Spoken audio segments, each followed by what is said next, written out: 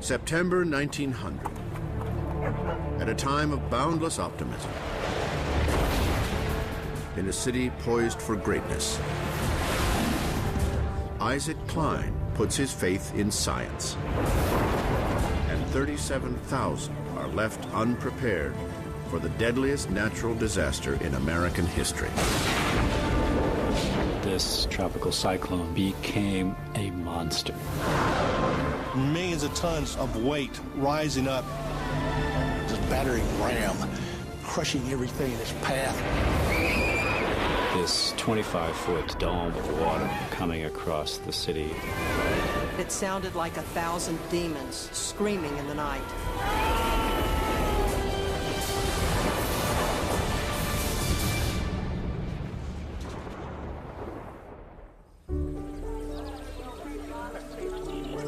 In the summer of 1900, Galveston, Texas was one of the fastest growing cities in America.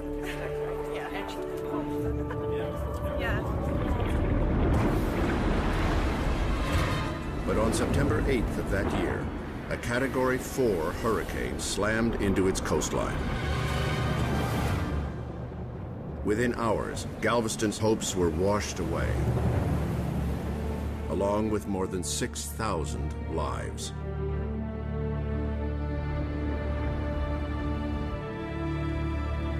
To this day, the Galveston hurricane of 1900 remains America's deadliest natural disaster. But outside Texas, its horrors had largely been forgotten when author Erik Larson stumbled on the story in a turn-of-the-century newspaper. One day I was in the library, and there was a headline that I found kind of hard to believe. It said something like 5,000 believed dead in hurricane in Galveston. And I, as a kid growing up on Long Island, was kind of a hurricane junkie. And I'd never heard anything about this hurricane, so I thought, wow, I'd have to read into that. Larson quickly found that the heart of the history, as it had been told, was the story of Isaac Klein. A pioneering scientist, Klein was the head of Galveston's National Weather Bureau office at the time of the storm. According to local legend, he risked his own life to save thousands of others, racing along the beach like Paul Revere to warn of the oncoming hurricane. Move inland! Take shelter immediately! My initial encounter with Isaac Klein was the standard story in Galveston, which was that Isaac Klein was the hero who saved the day. Hurry! Take shelter! Then, Larson came across an article written by Klein himself, nearly a decade before the storm. And in this article, Isaac Klein talked about how no hurricane could do serious damage to the city of Galveston. And I thought, wait a minute, this is interesting. I mean, this tells me that maybe the legend is not quite accurate. In his 1999 bestseller, Isaac's Storm, Larson would recast the last great tragedy of the 19th century as a cautionary tale for the 21st. In doing so, he would rewrite the legend of Isaac Klein and the price the city of Galveston paid on that terrible day. The story of Isaac Klein and the storm is the story of technological hubris versus the last great uncontrollable force, which is Mother Nature. It's a story about a man who thought he knew all there was to know about the weather. And then on September 8, 1900, was proven wrong in as dramatic and macabre way as anyone could ever be proven wrong.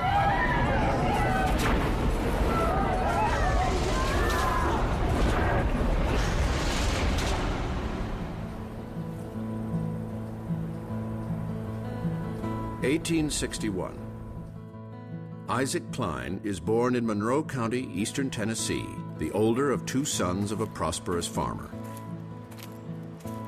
As a young man, Isaac develops a love for nature amid the shifting seasons of the Smoky Mountains. He spent a lot of time outdoors. Where he lived was really very much the frontier. It wasn't as advanced as other parts of the country at that point. Young Isaac is also captivated by the possibilities of a different frontier, science. In the wake of the Civil War, technology is transforming America. The telephone, the electric light, the phonograph, all are invented when Isaac is a teenager.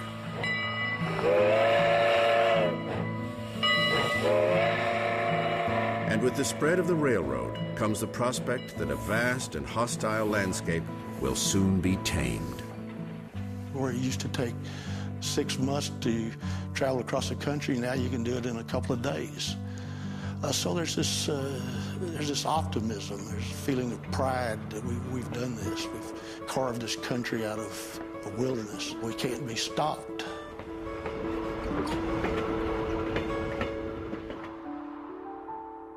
In 1878, Isaac Klein enters nearby Hiwassee College, where he excels in mathematics, chemistry, physics, Latin, and Greek. He also develops a fascination with the cutting-edge field of meteorology. In Isaac's time, weather was a fascination, and being a weatherman was a very, very sexy scientific pursuit. Weathermen really believed that they might eventually figure out ways to control the weather.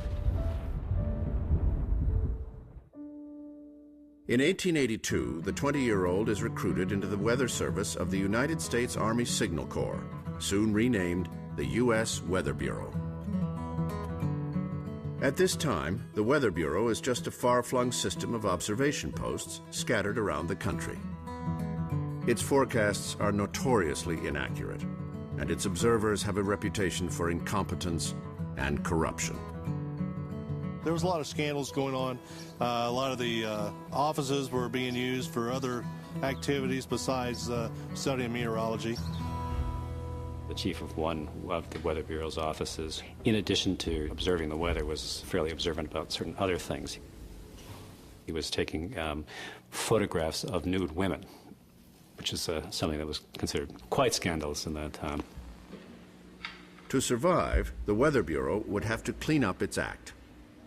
Isaac Klein, being such a forthright, straight-back guy, was considered one of the Weather Bureau's great hopes.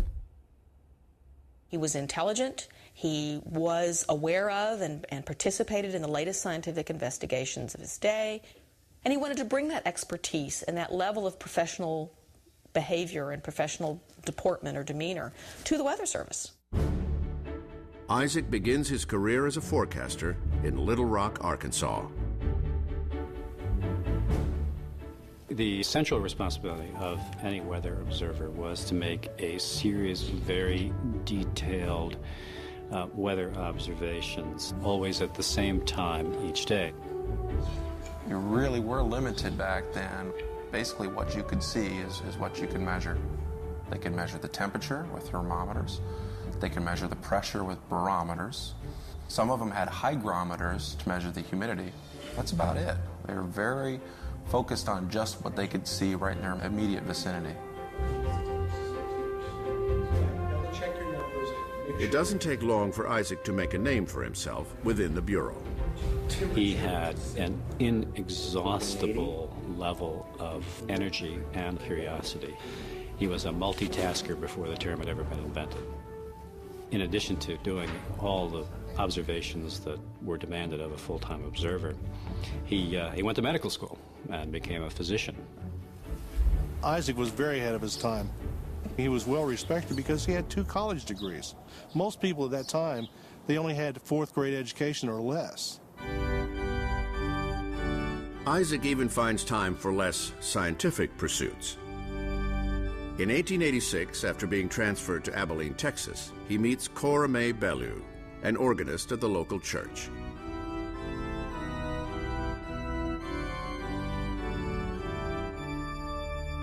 Within a year, they marry. Isaac Klein had a reputation for being a very stern person. Conversely, he married a woman named Cora May, who everyone loved. She had red hair, long red hair. She was supposed to be a lot of fun. Very warm, friendly, outgoing, gregarious. It was truly an example of opposites attracting. On December 10th, 1887, their first child, Allie Mae, is born. 2 more daughters, Rosemary and Esther, will follow over the next 6 years.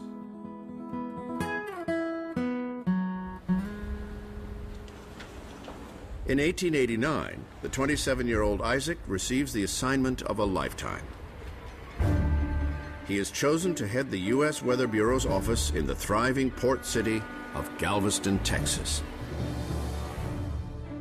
In the late 19th century, Galveston is one of the largest cities in Texas, with a population of 35,000 and growing. Built on a long, low island just off the Gulf Coast, it's a town of graceful homes and ornate civic buildings, among the richest cities in the country. Isaac Klein and his family arrive in early 1889 and are nearly overwhelmed by their good fortune. Galveston was really very much a city on the rise, very much a city on the make, with tremendous aspirations, and that's the environment that he walked into.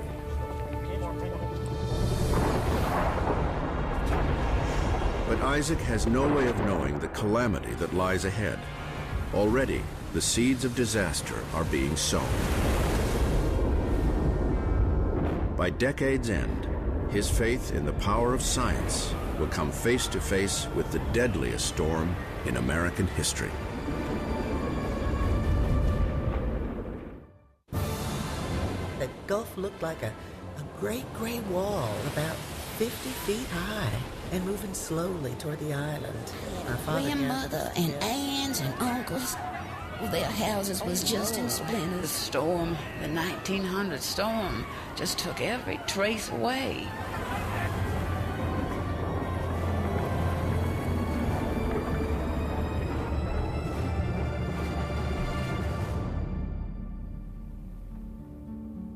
(1890), Galveston, Texas. 28-year-old Isaac Klein is just settling in as head of the city's U.S. Weather Bureau office. Isaac Klein was really one of the best and the brightest of the new Weather Bureau.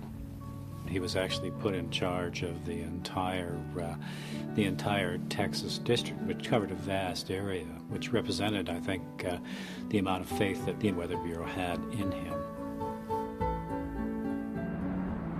Klein's office is on the 3rd floor of the Levy Building, an imposing 4-story brick structure on 23rd Street in the heart of downtown Galveston.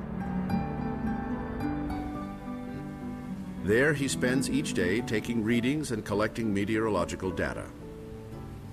The study of weather and the science of weather depended on very rigorous, very detailed, and most people might argue quite tedious rituals of observation.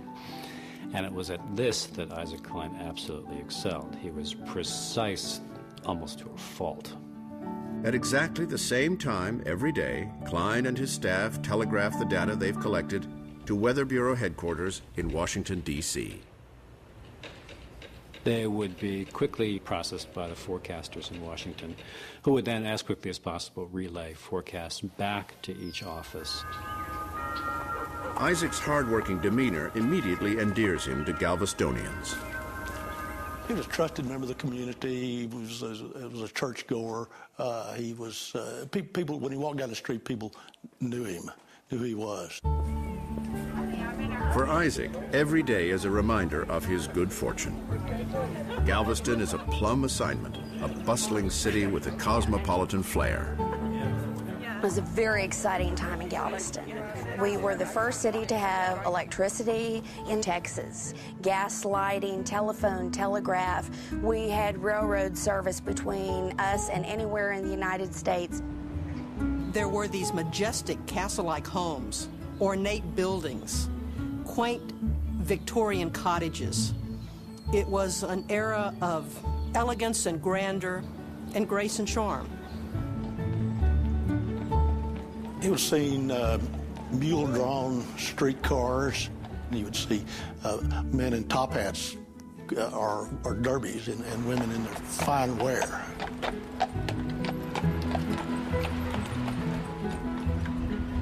Like many port towns, Galveston is a melting pot, teeming with sailors, European immigrants, and black laborers.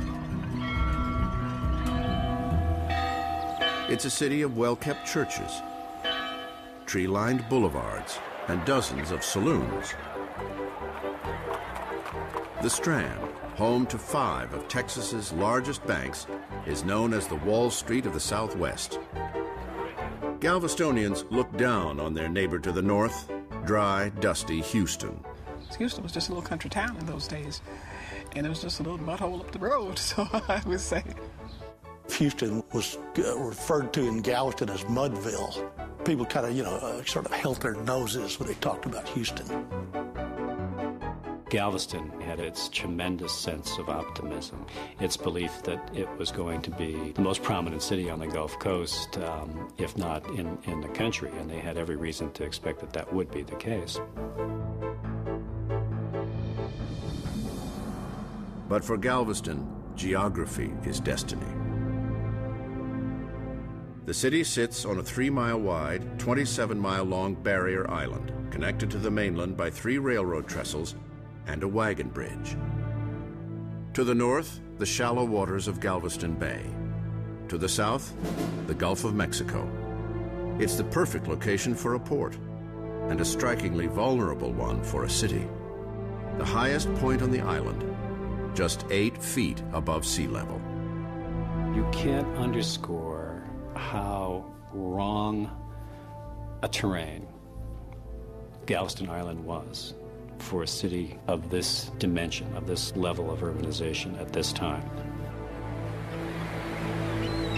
All that stands between the sea and the city is a streetcar trestle running precariously along the shore. For years, local officials had tossed around plans to build a seawall, but nothing had ever been approved. Galvestonians had kind of a lackadaisical attitude toward storms in general. It wasn't such a big thing. In an article in the Galveston News, Isaac Klein does his best to dispel any lingering fears. He declares the city safe from hurricanes. He went so far as to say that anybody who believed that a storm, a tropical cyclone, actually could harm Galveston was the victim, as he put it, of an absurd delusion. He probably had a bit of hubris there, that he was certain about things that really he should have been, as a scientist, realizing we don't know that much about. He encouraged the development along Galveston Island because he thought, and he was very certain of it, that Galveston would be protected from the storm surge because of the shallow waters. And Isaac clearly believes in his own predictions. He builds his home just 3 blocks from the beach.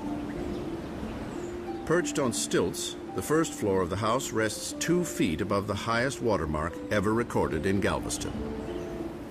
The prevailing belief among his neighbors was that this house was the strongest thing ever to grace the island, and would withstand anything that the island had to deliver. 40-year-old Judson Palmer lives close by with his wife May and their 6-year-old son Lee. The families soon become friends. Palmer is head of the local YMCA, one of the centers of Galveston society.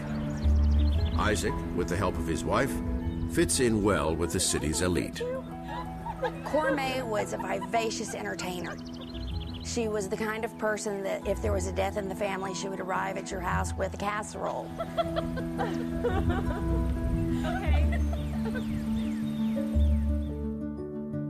In 1892, the Galveston Weather Office becomes a family affair.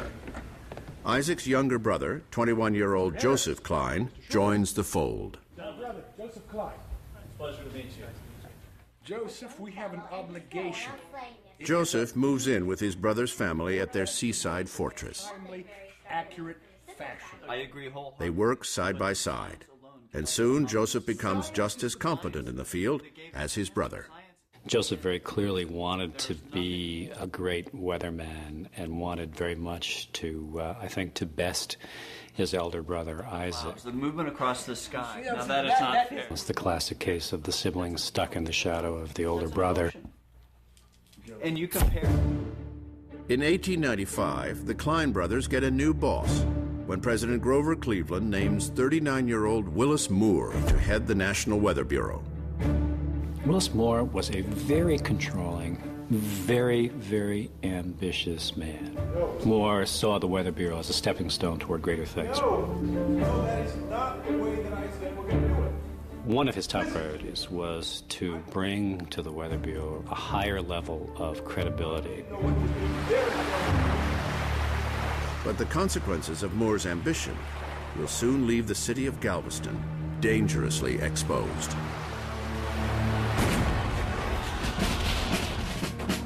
April 1898, 2 months after the sinking of the USS Maine off the coast of Cuba, the Spanish-American War begins.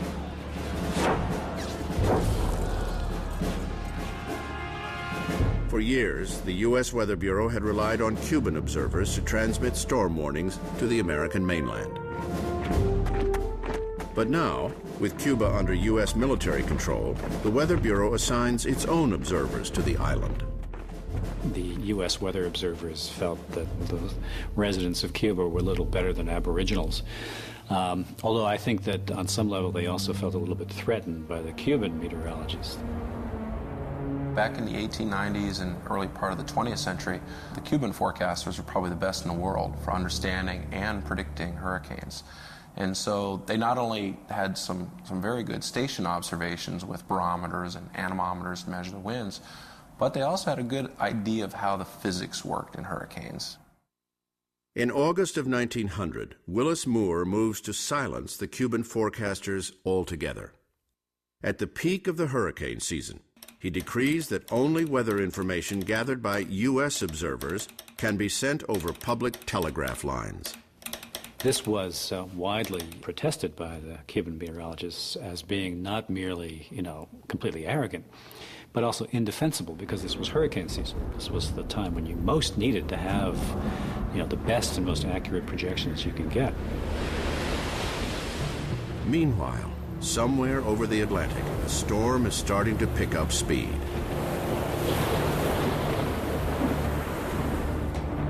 But thousands of miles away along the Texas coast, the city of Galveston is unaware of the unprecedented devastation and death soon to be heading their way. And Isaac Klein is about to discover the danger of thinking that one can ever know it all.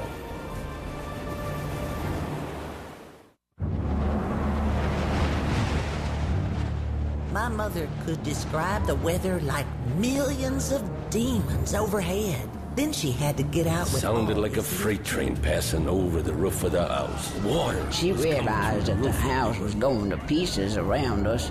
We were just waiting for the part we were in to go to pieces.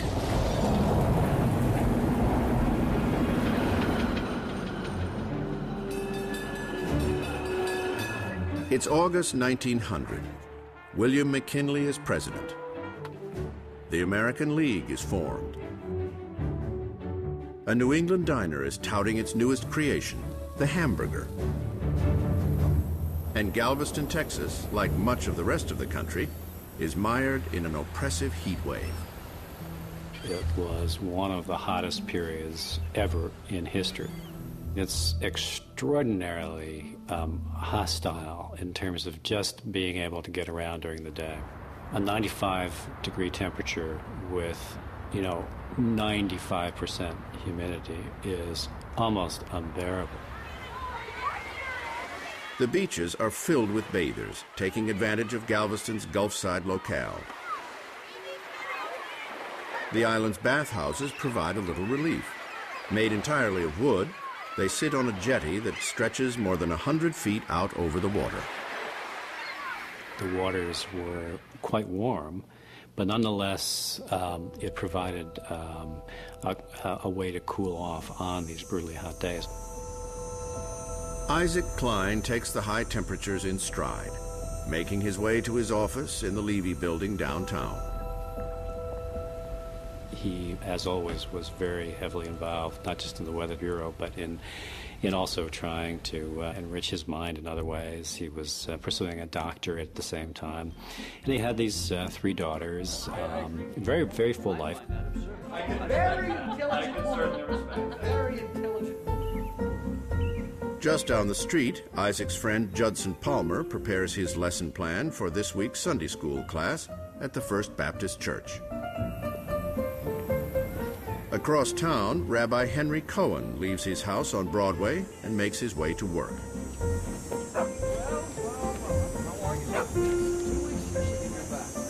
Cohen presides over Temple B'nai Israel, though his congregation extends well beyond the synagogue. He was sort of the community's father confessor. People would come to him and talk to them about almost anything that troubled them, their marriages, their sex lives even. Cohen, in a loving way, was a busybody. He had no qualms about meddling in anything. If he thought it was right, then he stepped into it. And little beaches and little beaches. I think when you have a place that has a melting pot of persons, they can't have that old dying-in-the-wool prejudice and bigotry because they know too much about each other. That melting pot includes 40-year-old August Rolfing and his wife Louisa, both German immigrants. They were extremely hardworking people. They were what we would call upward seekers now. They were optimistic, as people on the island tended to be. I'm very excited. Now their hard work is paying off. They've just moved into a new house, and they have 3 healthy children, a son and 2 daughters. August, a house painter, has enough steady work to finally make the last payment on the family's piano.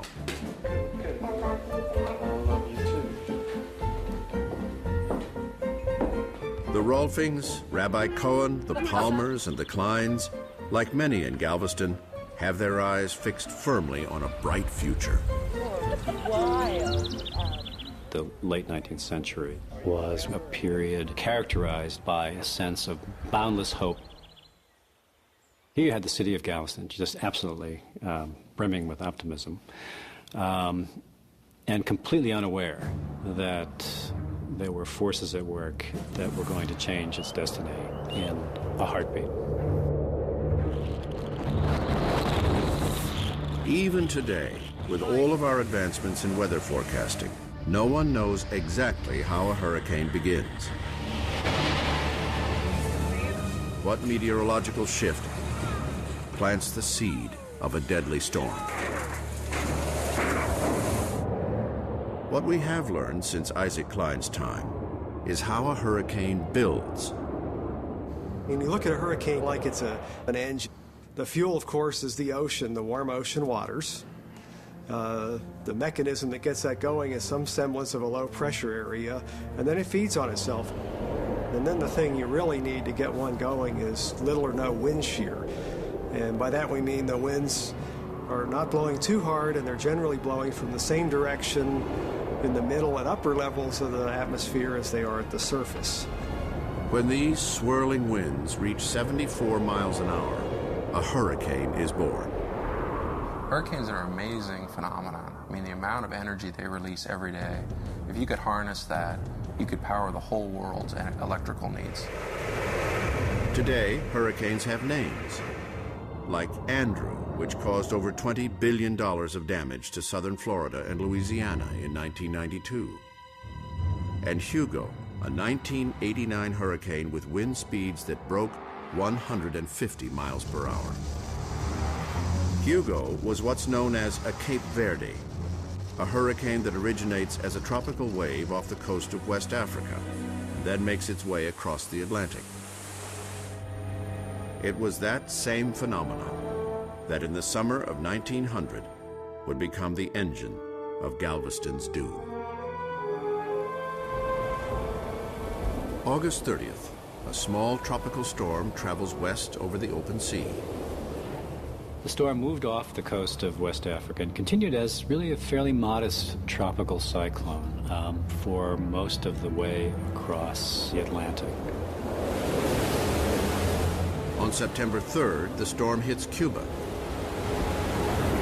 For the next 2 days, torrential rains pummel the island. Usually a storm moving at the end of August, early September, in the deep tropics like that has a pretty good chance of becoming a hurricane fairly quickly. A American weather observers in Cuba wire Washington that they expect the storm to head northeast toward Florida and then up the east coast, the typical path for what looks to them like an ordinary tropical storm. Between the U.S. weather observers, there was nothing really to read into the storm. And yet the Cubans, who had had experience with many different kinds of hurricanes, knew that something was off. The Cubans are convinced the storm will veer west toward the Gulf of Mexico. But because Willis Moore, the head of the U.S. Weather Bureau, has cut off their access to telegraph lines, their concerns never make it to the mainland. Meanwhile, atop his offices in the Levy building, Isaac Klein and his brother Joseph keep a close watch on their instrumentation. Isaac has seen the reports coming out of Cuba. He remains confident that no storm will ever seriously harm his city. But all his certainties are about to be washed away by a catastrophe of almost unimaginable scale. My mother, when she realized that the water was going to come in the house, she went out, got an axe. She chopped holes. Water would come up into the house and held the house on the ground. The house Yes, just collapsed. We were underwater. I never moved. We just sat there and drifted. We had left them. Remember that we were all frightened. My sister and I were the only two children. The water kept coming up higher during the storm.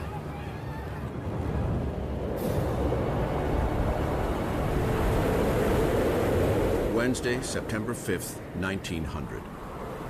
For the past 2 days, a tropical storm has been drenching Cuba, and now it's slowly moving north.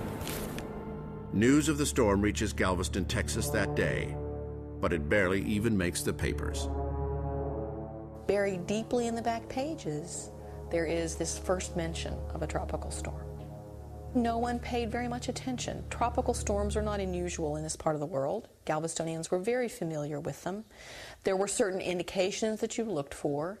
There was a weather service station here on the island. People thought that the weather service would keep them apprised of what was happening and what was coming. Isaac, this just came in from Washington on the wire. Galveston's Weather Bureau Chief, Isaac Klein, is receiving regular updates about the storm from headquarters in Washington, D.C. Significant changes? No, nothing we wouldn't expect, right? That's good. None of them mentions the word hurricane.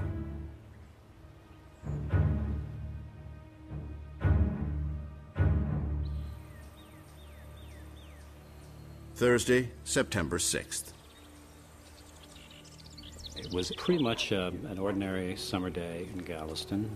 Isaac Klein, as usual, went to the top floor of the Levy building in Galveston to check his instruments.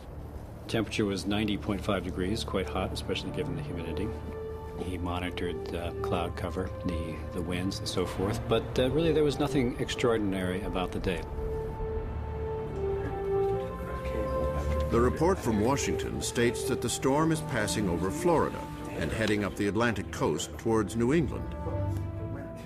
When this storm came off of Cuba, it turned due north. It went through the Florida Keys, or just to the west of the Florida Keys, and then paralleled the southernmost part of the Florida Peninsula. Isaac Klein leaves work that night confident that the Bureau's forecast is correct, and that, once again, Galveston will be spared the sea's fury.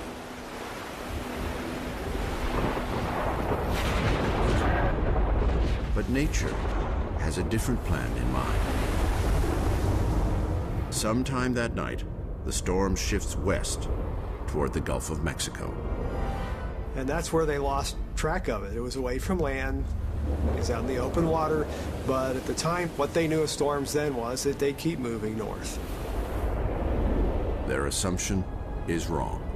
It hit the Gulf of Mexico, which already was superheated from an especially hot summer.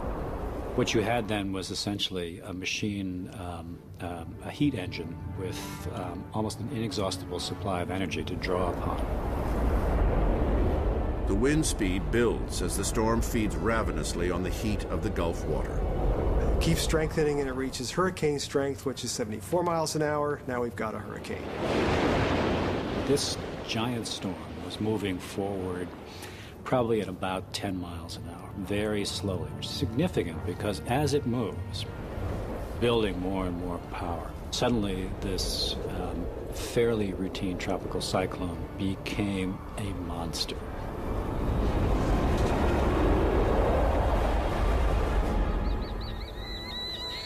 September 7th, 1900. It's a hot and muggy Friday. The humidity is almost unbearable.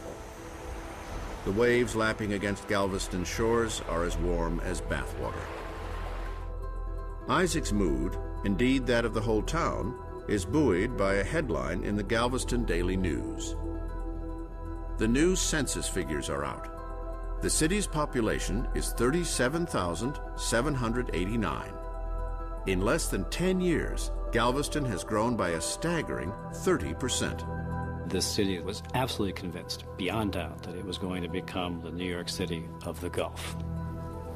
It's almost as if Mother Nature were saying, just as the storm is approaching, we just want you to be aware of how many people you stand to lose. The hurricane is relentlessly making its way towards the island. 120-foot swells ripple across the Gulf. Winds over 150 miles per hour scream westward along the open sea. Pressure plummets around its eye, and spiraling winds carry air at over 1 million tons per second. The key part of the storm is an area known as the eye wall. It's the intense band of convection that forms around the center of low pressure. The very high winds are concentrated around that core of thunderstorms in the middle of the hurricane. Along the eye wall, the winds begin to blow so fast they create a centrifugal force. They are literally lifting the surface of the sea, creating a huge circular formation that stretches up to 2 miles above the open water. The ocean rushes outward from the core of the storm, producing what is often the most lethal part of the hurricane, the storm surge. Storm surge is one of the most deadly threats that a hurricane presents as it's making landfall. Probably the best analogy would be to say if you have a plate and you put a little bit of water on it, then you blow the plate, blow on a plate, what happens? Well, the water's going to flop right off. Same thing when you get a shallow body of water like the Gulf of Mexico is. Hurricane comes along, it pushes all that water onto land, and if it gets to be 10, 15, or 20 foot high, people drown.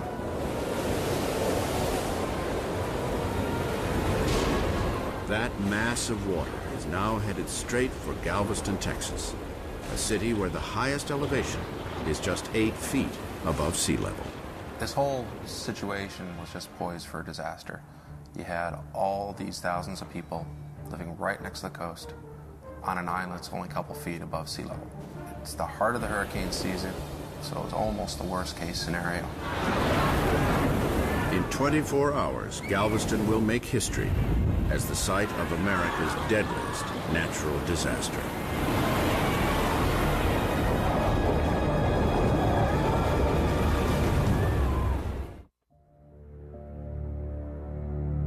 Friday, September 7th, 1900, Galveston, Texas.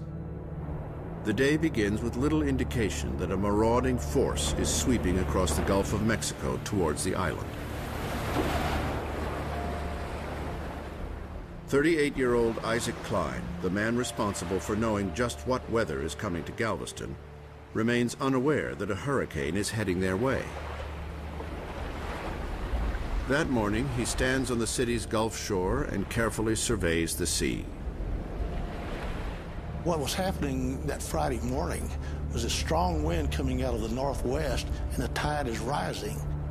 Now, this is an unusual circumstance. When the wind is out of the north, and people in Galveston joke about this, you can almost walk across Galveston Bay.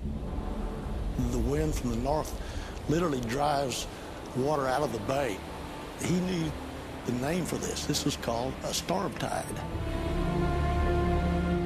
We started getting swells, which were little larger waves that came farther apart and pounded up onto the beaches with a different sound than the standard waves.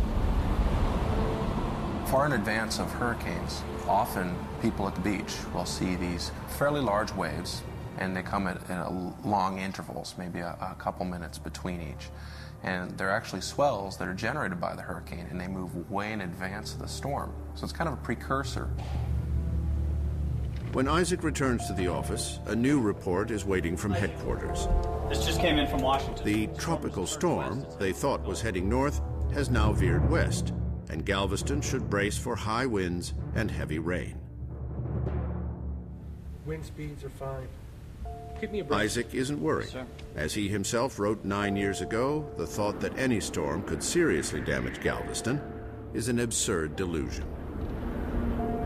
And while the day is hot and humid, the barometer isn't falling, and wind speed remains stable. Somewhere out in the Gulf, ships are being lashed by the hurricane, but Isaac has no way of knowing that. There is no ship-to-shore communication at this point. So even if a ship encountered this hurricane, they had no way of getting word to shore. So Klein and all of the weather stations at this point are relying only upon other land-based weather forecasting installations. Isaac Klein puts all of his faith in those limited tools. Like many of his era, he believes that the technology right in front of him is all that he needs. Along the beach, Galveston residents play in the surf. Among them are the children who live at the nearby St. Mary's Orphanage. The orphanage was a very large, gloomy, perhaps castle-like structure on the beach, and the way I picture it is just sort of rising from this flat portion of Galveston among the seagrass. The orphanage consisted of two large, two-story dormitories with balconies facing the beach, and they were right off the beach just behind salt cedar trees and large sand dunes. There were 93 children and 10 sisters. They watch as the waves crash noisily into the Galveston shore.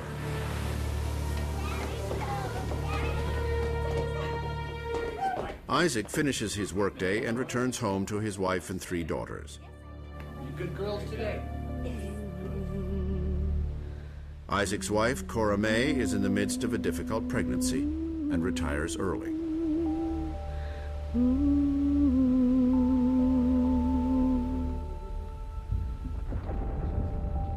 All over town, Galvestonians go about their normal routine. May Palmer brings her husband Judson a cup of tea. August and Louisa Rolfing play with their kids in their new home. Rabbi Henry Cohen conducts Friday night services. At 6 o'clock, when the bells stopped ringing, Rabbi Cohen began the service. And by 7 o'clock, when the bells were ringing, he was at his dinner table. And by midnight, the town's most eminent weather professional is in bed. Isaac's home is just 3 blocks from the beach, close enough to feel the reverberations from the pounding surf. That night, he awakens to a persistent sense that something's not quite right. But again, he had no particular concern that anything was coming. Isaac falls back to sleep in his impregnable house, feeling safe, secure. There is one man in Galveston, however, who is very concerned. In fact, he's certain that death is riding on these Gulf waves. About 4 a.m., Joseph Klein, Isaac's younger brother, knocks on Isaac's door. He has this sense of impending doom. He feels that something very much out of the ordinary is occurring. What is this about? It's not right, Isaac. Something is not right. Something is not right. Have you looked outside? Have you seen what's coming? The storm is on our doorstep. And he said, in effect, it started. The worst is about to happen. Isaac, I just have this feeling. Isaac, of course, is the scientist, the man who lives by numbers and observations and technical accuracy. He dismisses Joseph's concerns, says that that he will be the one who will determine whether or not to notify Washington of anything unusual happening that day. I will go to the office. Isaac assures his brother that they can check their instruments in the morning to see if Joseph's premonitions have any basis in actual science. Scientific fact. I will make the decision, not you, Joseph. This is your mistake to make. He was a scientist to the very core, and science meant numbers and firm, correct, rational observation. That morning, September 8th, Isaac returns to the beach and once again observes the high, slow swells. He clearly knows that this is unusual behavior for the Gulf of Mexico. He is not at all certain what it indicates, and indeed fails to recognize that these swells were an indication of tremendous energy being broadcast forward from a large storm. By mid-morning, rain begins to fall, and Isaac hurries to his office in the Levy building. The barometer has fallen just 1/10 of an inch. In a telegram to Washington, however, Isaac does mention one striking phenomenon. Such high water with opposing winds, he writes, never observed previously. So as of early Saturday morning, Isaac Klein, chief weatherman in Galveston and also for Texas, remained completely unaware that life was about to change in a way that no one could ever have conceived.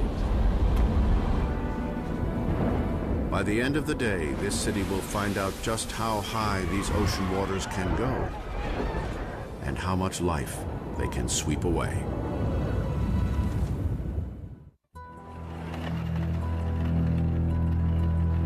It is the year 1900, and Galveston, Texas is poised to propel itself into the new century. A busy port, a burgeoning population, an abundance of wealth. Townspeople believe their city is well on its way to becoming one of the most important in the nation. But today, Saturday, September 8th, that dream will die. No one even faintly suspected the disastrous tidal wave that was so swiftly moving in from the depths of the Gulf. 9 a.m. The hurricane is about 50 miles off the coast. 150-mile-per-hour winds are already pushing huge waves up against the coastline. Here we are Saturday morning.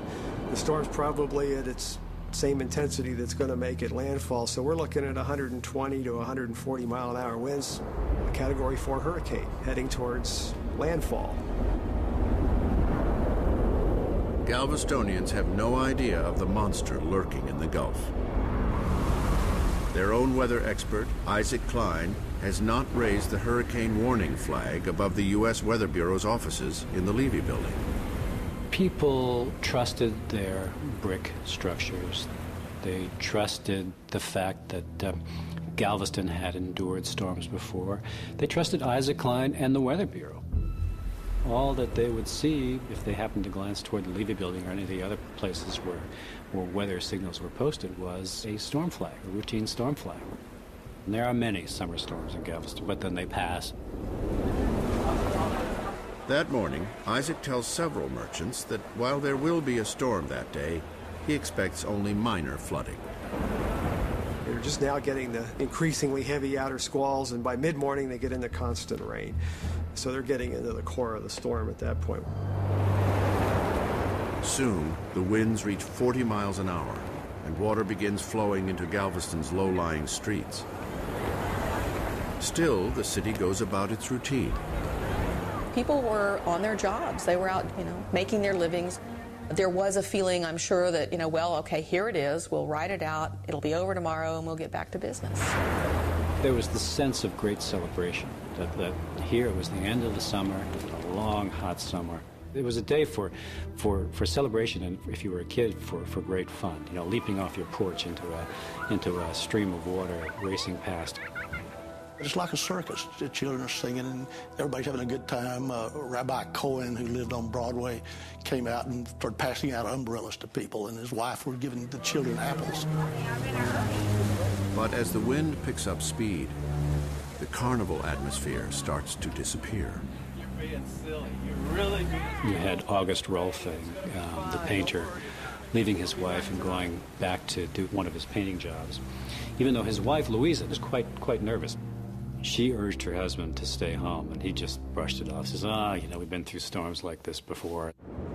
Please, Judson, please don't go. May Palmer tearfully asks her husband, Judson, to stay at their house, which is just a few blocks from Isaac Klein's. Please don't go. I've got to go. He, too, ignores his wife's pleas and heads off to work. Very, very careful.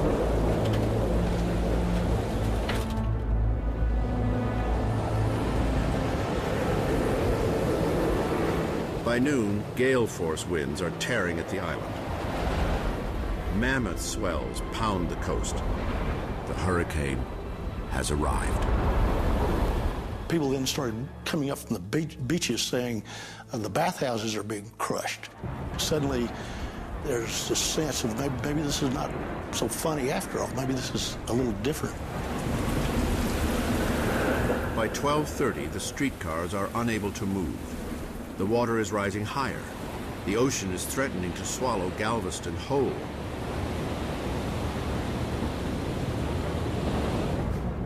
Louisa Rolfing has seen enough. August? She wants her husband home now. She sent her eldest son to tell August to come home immediately. Find Papa and tell him I want him home now, okay? Her son reported back later, Papa says, "You must be crazy. He will come home for his dinner as usual."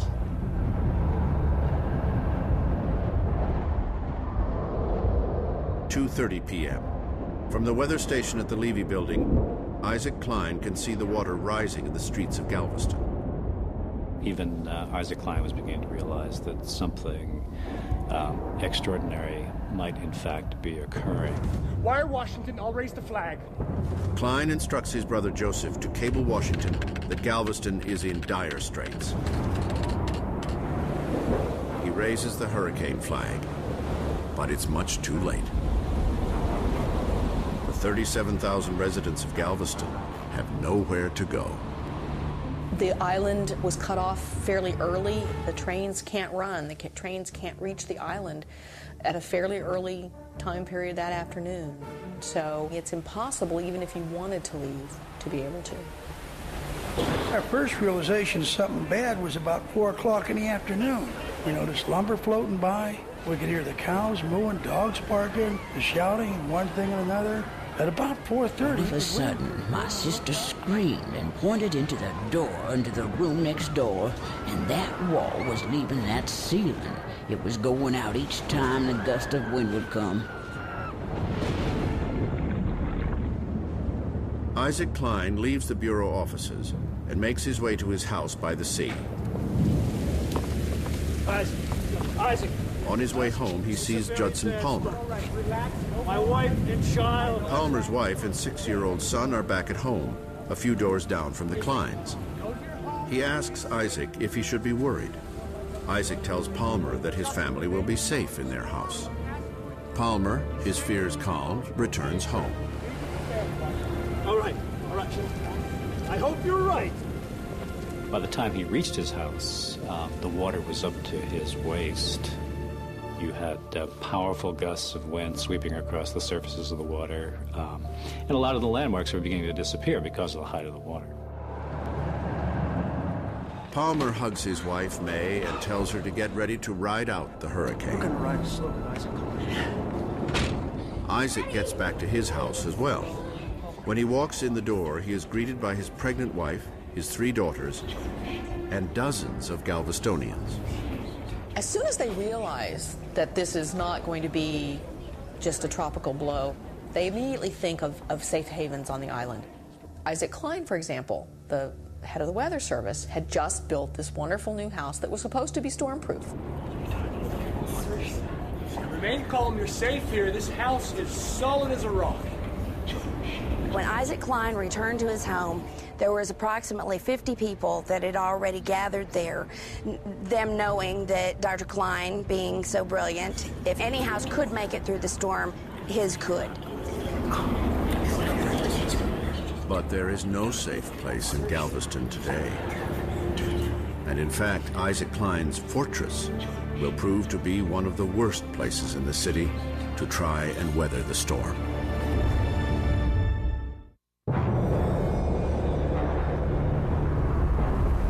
It is late afternoon on September 8th, 1900, and Galveston, Texas is caught in the grip of a ferocious hurricane.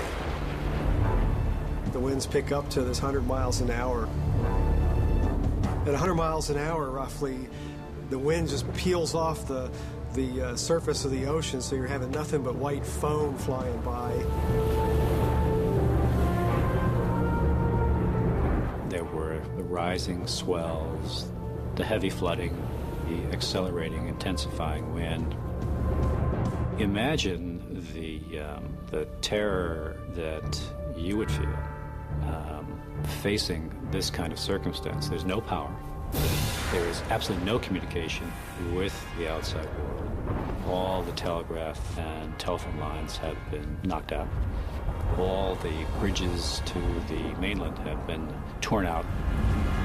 So you are completely and utterly alone. And now for a lot of people, that was must have been just an incredibly horrifying moment. The bay water was coming in from the bay. The bay and the Gulf waters were meeting. The tide had come up so high when we entered our home. There was nothing there to stop the water from coming. At that time, the city was below sea level. Near the shore, St. Mary's Orphanage is under siege. The 93 orphans were attended by 10 sisters. They quickly began herding the children back through successive parts of the orphanage. No sooner would they evacuate one portion for the other than the place they had just been was literally gnawed away by this giant storm. It's as if some giant, horrific dinosaur were chasing them through the house. The sisters gathered the children in the chapel. They had the children sing Queen of the Waves again and again in an attempt to calm them down, but the waters continued to rise.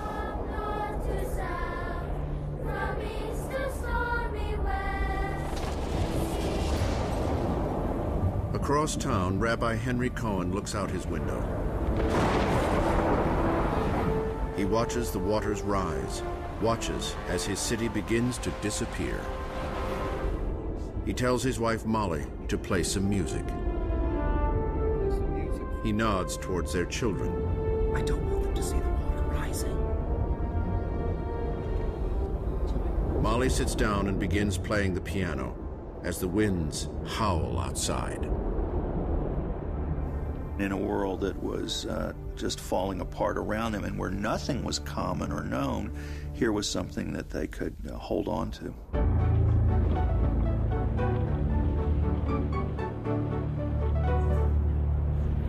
Nearby, Isaac Klein has a full house. Along with his wife and 3 children, more than 50 Galvestonians have taken refuge in his supposedly indestructible house. At 5:30, Isaac's brother Joseph makes it home from the Weather Bureau offices. He tells Isaac that, incredibly, the storm is gaining strength. Joseph believes that staying this close to the coast will mean certain death for everyone in the house. He is convinced their best chance for survival is to make a run for the center of town. Here's where this simmering conflict between Isaac and his brother Joseph begins to flare. Joseph thinks he's got a better sense of what's going on than Isaac. He recommends, very strongly recommends, that everybody leave. Isaac disagrees. Isaac feels that they should stay put, that that's the safest way. Isaac Klein was pretty confident that he had built this thing to withstand anything that the Gulf could deliver.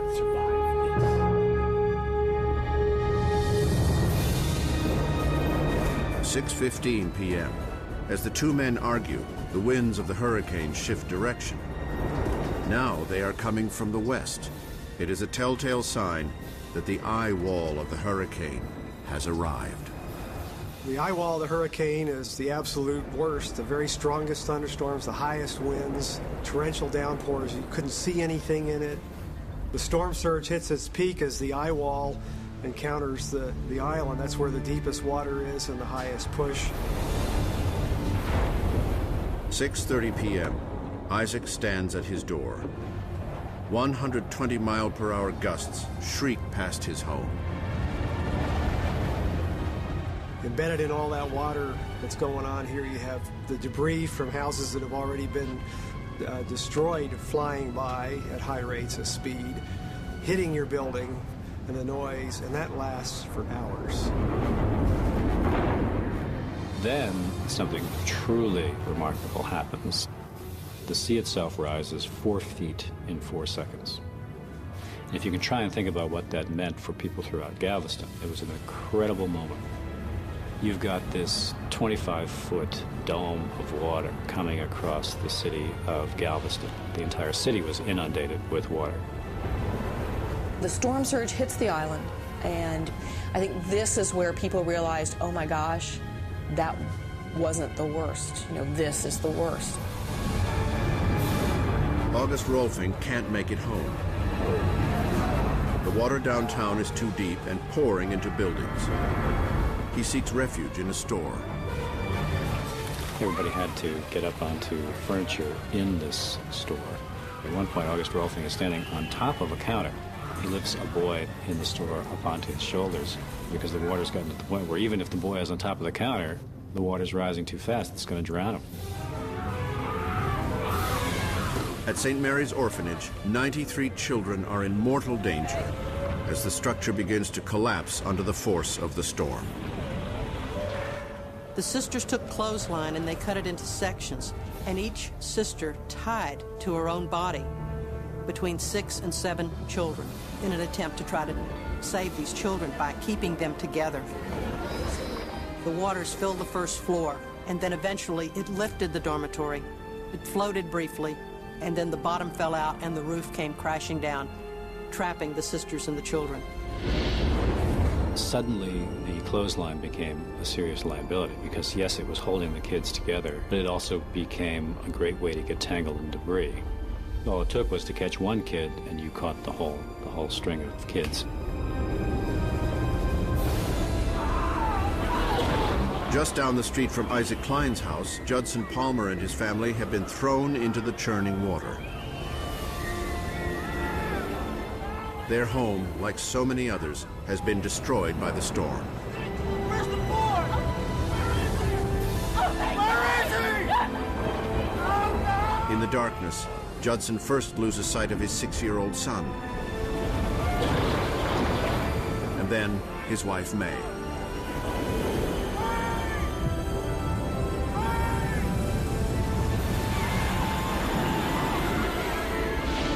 The island of Galveston is now completely underwater, and the ocean isn't the only killer out there.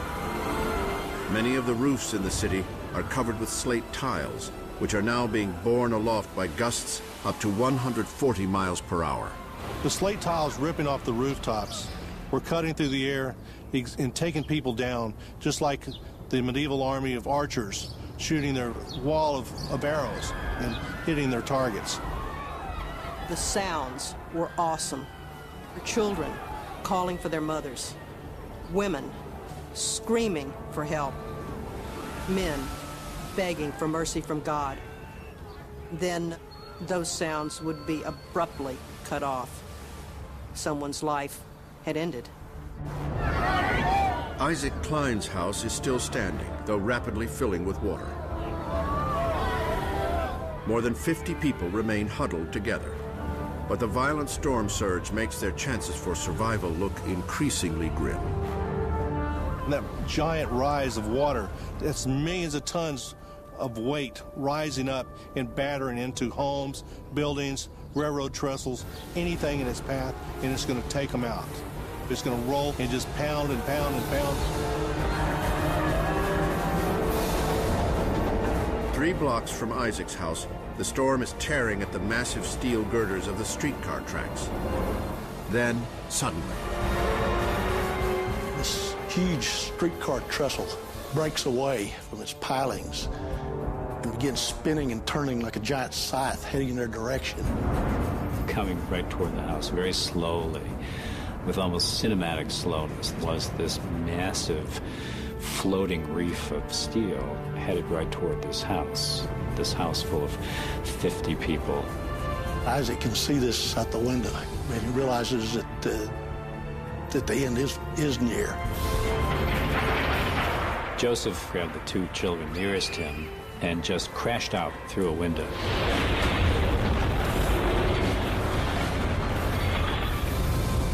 As the house fell around him.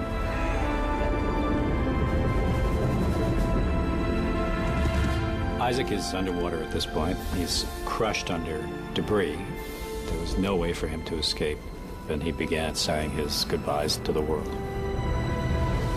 And then miraculously, he is freed, perhaps by some new motion of the onrushing storm surge, who knows what, but suddenly he finds himself on the surface. He sees in a lightning flash his youngest daughter, and he gets her, and they begin to ride on a raft of debris. And then in another lightning strike, he sees his brother Joseph and his two other daughters. And so they unite on a single piece of debris. Isaac! Isaac! Isaac! Isaac clutches his three daughters, breathless with relief that they're still alive. But his wife, Cora May, is nowhere to be seen.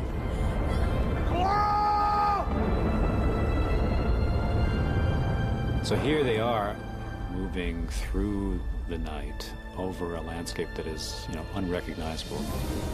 Unaware, perhaps, that underneath the surface of the water were, at that moment, many, many thousands of corpses in the city of Galveston.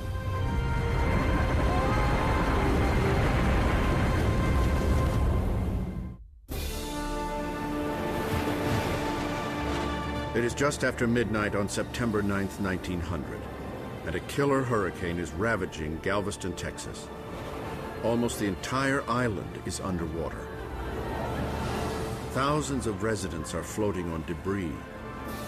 Thousands more are dead, hidden somewhere in the devastated landscape that was once a hopeful city. Isaac Klein, his three daughters, and his brother Joseph have spent the last few hours clinging to a raft of shattered wood. They were on this debris in howling wind, pelting rain, with the sounds of mayhem all around them. Buildings being destroyed, the shrieking of people.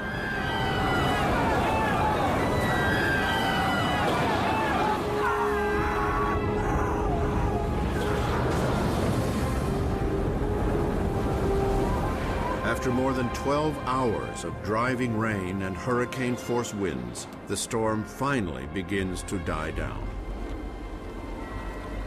Before dawn, waters that had risen as high as 15 feet above sea level start to recede. August Rolfing, who took refuge in the storm at a local store, goes out into the blackness in search of his family. He could just imagine what was under the debris, the possessions from people's homes, people, dogs, cats, children. What a stunning moment it must have been for him to realize the ferocity of the storm and the damage it had done. And of course, he still doesn't know if his wife is safe at this point. After a long and really terrifying search, he was at last reunited.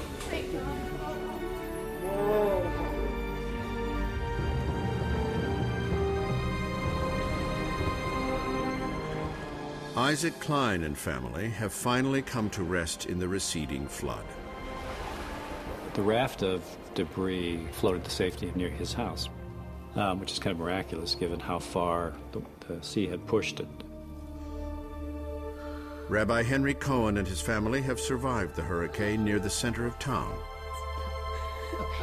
They are among the lucky ones.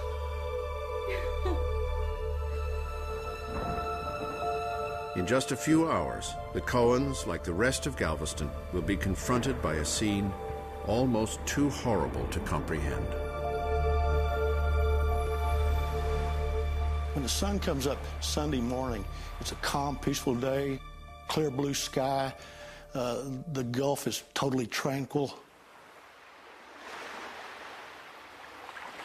As people emerged from their houses, as they crawled from whatever raft of debris had allowed them to survive, they looked out on a landscape unlike anything they had ever seen. It was as if the wind had disassembled everything, board by board, and then just hurled the boards in haphazard fashion. On the morning of the 9th of September, we didn't know what had hit us. There was no water. People were passing by, screaming and crying for help, and had no clothes on. The wind had ripped all their clothes off.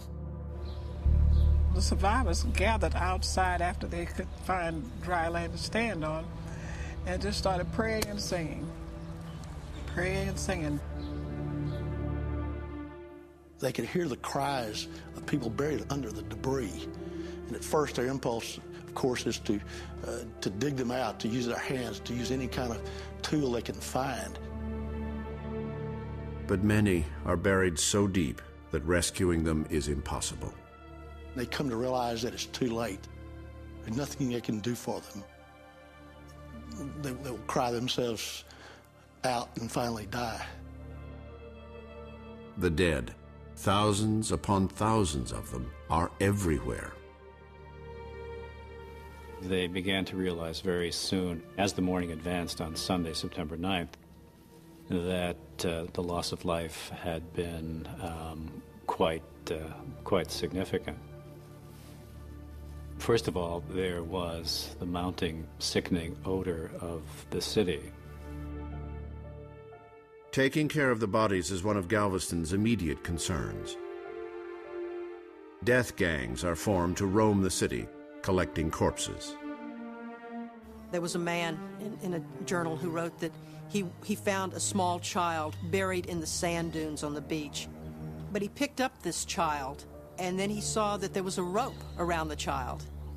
And he said he pulled on the rope, and there was another child. And then he pulled on the rope again, and there was another child, and then another, and another. Finally, taking him to the body of the sister. It is the children and nuns of St. Mary's Orphanage. It turned out that only 3 of the 93 children had survived, and none of the sisters. There are thousands of corpses and no way to bury them in the waterlogged sand of Galveston. So they decide that the only thing to do is to load the bodies on barges and take them out to sea and dump them. And they actually commandeer people at bayonet point, and black people mostly, and force them to do the dirty work. They gave them unlimited supply of whiskey, try and help deal with the horror.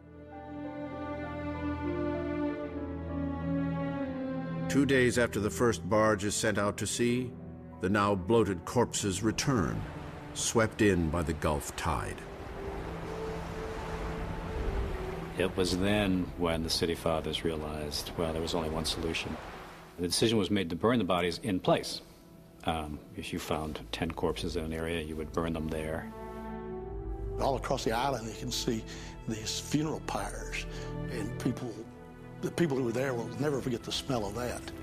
And the fires burned night and day for several weeks.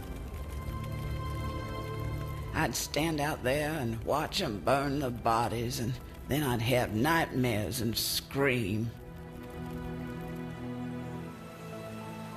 Judson Palmer survived the storm, but he is one of the many people in Galveston who watched the fires with a dull horror. His wife, May, has been found crushed to death by debris. And somewhere out there, perhaps on one of those terrible pyres, is the body of his 6-year-old son, who was swept away when the Palmer house fell to the storm.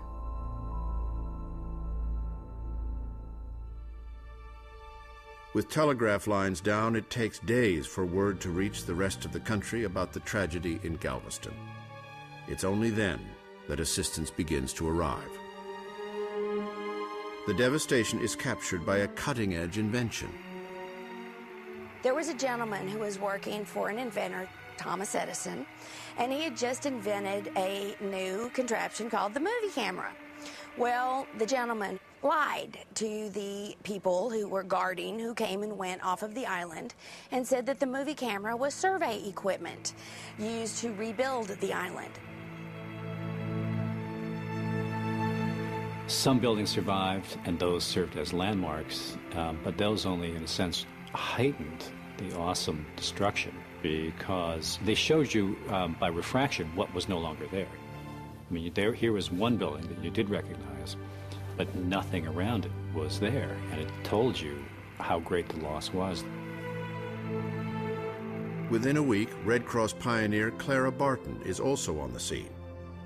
She helps focus national attention on Galveston. She publicizes her opinions about what she's seen and that they're horrible. There are donations anywhere from a dime to hundreds of dollars and thousands of dollars that come from across the country to the Red Cross to be used in relief efforts. Mrs. Clara Barton dressed my sister in a Red Cross uniform, then became, what shall I say, the city caught its second breath. Order had commenced to develop out of chaos. The funds provide survivors with clothes, food, shelter. But no amount of money can ease the agony of Galveston residents, many of whom continue to search for their lost loved ones. Isaac Klein is slowly losing hope that he will find his wife Cora still alive. What followed then for him was this agonizing period of looking for her in the impromptu morgues that had turned up, and also trying to find out if her name had turned up on the longer and longer and longer list of the dead that was being published by the Galveston newspapers. For more than a week, Isaac stays away from the Weather Bureau. Finally, on September 17, 1900, he returns to work. There is still no word on his wife's fate. As he enters the Levy building, which was spared by the hurricane, he thinks back to his insistence that the island could withstand any storm. His task now is to write the official U.S. Weather Bureau assessment of the Galveston disaster, a hurricane that has left thousands dead. A hurricane for which he gave no warning until it was too late. Exactly how will he tell this story?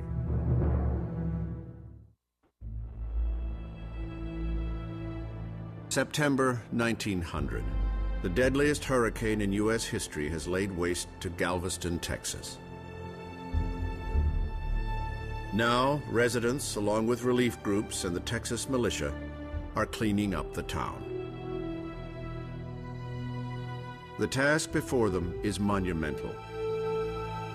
3,600 buildings have been destroyed, including City Hall, Galveston's gas company, and the city's waterworks.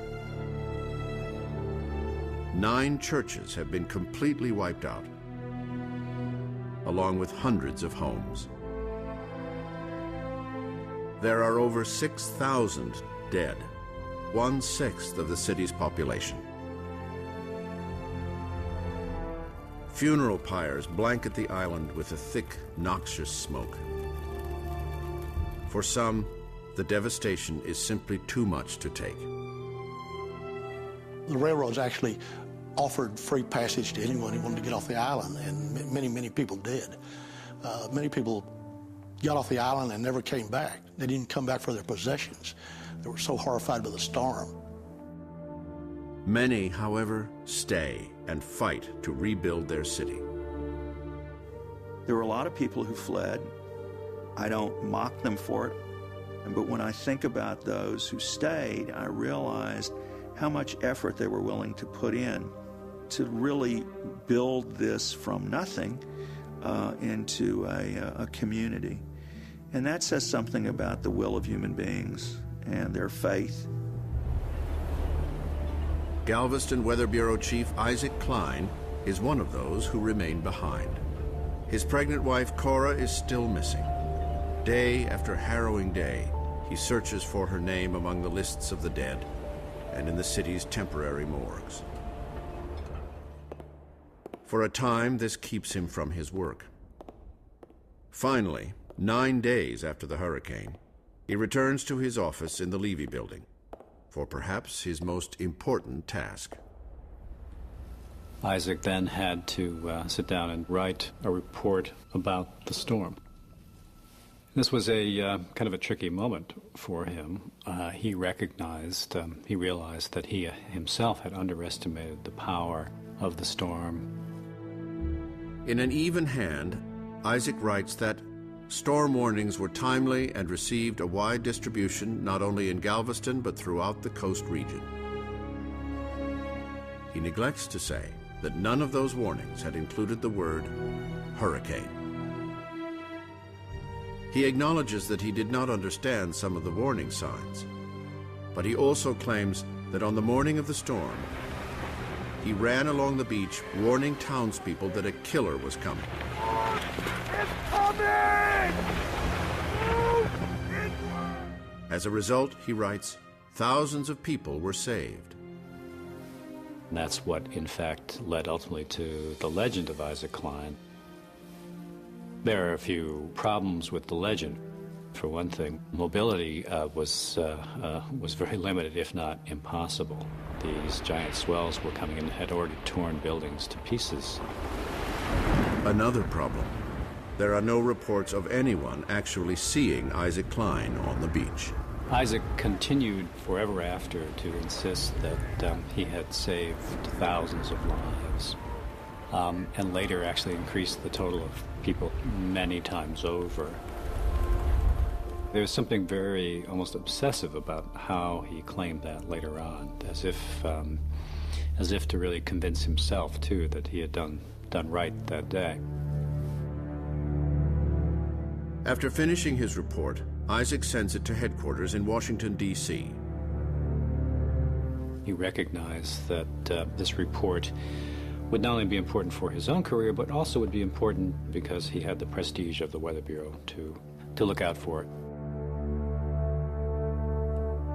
In Washington, U.S. Weather Bureau Chief Willis Moore calls Isaac one of the heroic spirits of that awful hour. Put his own life at stake. Moore wants to make sure that his agency doesn't receive any blame for the carnage. The U.S. Weather Bureau never took any responsibility for the failure to call the storm. In fact, quite the contrary. Willis Moore actually went so far as to say that, well, in fact, hurricane warnings had been sent to Galveston.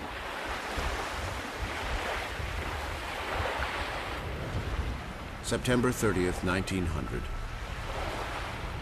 By now, Isaac Klein's wife, Cora May, has been missing for 3 weeks. Finally, one day, someone came to get him because they believed that they might, in fact, have at last found his wife.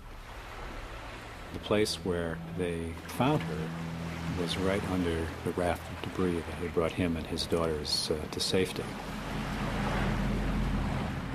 He identified her from the diamond ring that he had given her as an engagement ring.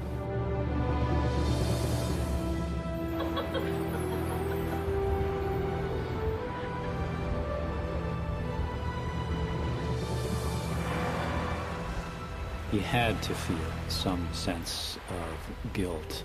Here is this man who is charged with protecting the city of Galveston, all of Texas, from foul weather, and in the end fails to do it at the greatest cost to his own family, at the loss of his own wife.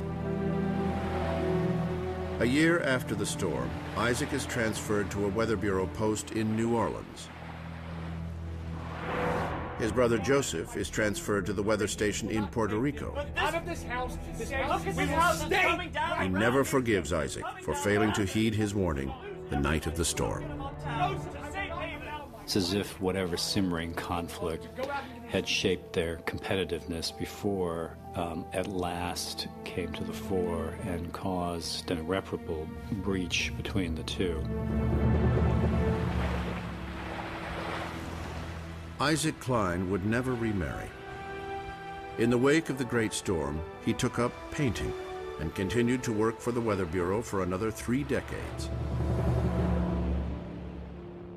By the time he retired in 1935, the carnage of World War I and the chaos of the Great Depression had shattered the optimism that greeted the 20th century. Still, he clung to his faith in science as an agent of hope. Isaac Klein died in 1955 at the age of 93. After his death, he passed into Galveston lore until author Eric Larson re-examined that fateful day in 1900. One cuts through the legend that exists in Galveston. And what emerges, I think, is a much more powerful portrait of Isaac Klein. Is that to say that he was a bad man? No, not at all. It's just to say that in that moment, the world of science that he represented met the most intractable of foes, and that is Mother Nature.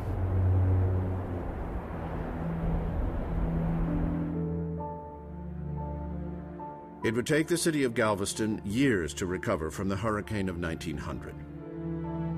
In 1904, a 17-foot seawall covering 8 miles of shoreline was built to withstand assault from the Gulf of Mexico. In addition, the height of the entire island was raised. They actually brought the sand in from the bay, getting this huge volume of sand they needed to elevate the island 13 feet. By 1915, when there is another hurricane of equal strength and power to the 1900 storm, the island sustains minimal casualties. The leaders in the population of Galveston heave a sigh of relief and feel that its place has been regained and reassured as an economic center of the region. But it wasn't to be. Oil was discovered outside of Houston, and that hole up the road became Texas's next boomtown. In 1914, the Houston Ship Channel opened. The new one in Houston is much more protected and has much more land area surrounding it for the servicing of shipping and processing of those kinds of things. Houston soon outstripped Galveston as Texas's center of commerce, and the island faded into obscurity.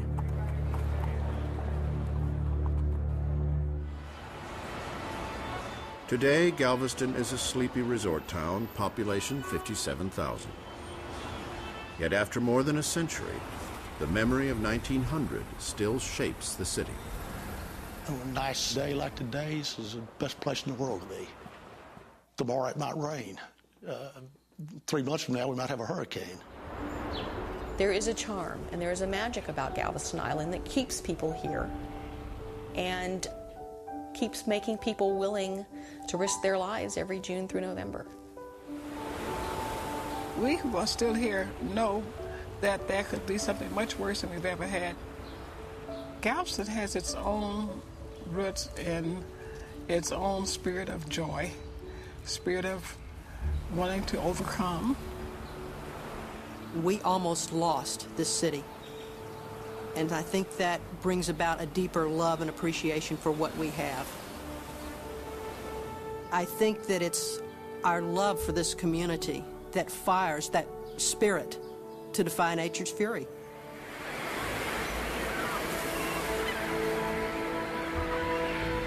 But many believe that someday another catastrophic hurricane will come, and no matter what improvements the islanders have made, the Gulf will once again swallow Galveston. Today, it's over 100 years from the 1900 storm.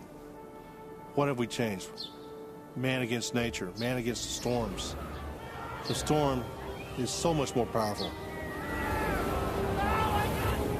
I take the approach, it shouldn't be a struggle of man against nature. The good Lord gave us a brain so that we could figure out how to adapt and deal with it rather than fight it. So nature will win if we decide that we can beat it.